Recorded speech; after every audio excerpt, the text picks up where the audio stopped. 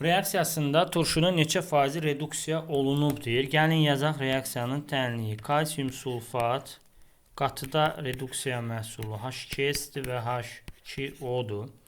Burada kalsium 0-dan müsbət 2-yə gəlib. Dəyişən kalsiumda 2 keçid var. Kükürt müsbət 6-dan mənfi 2-yə gəlib.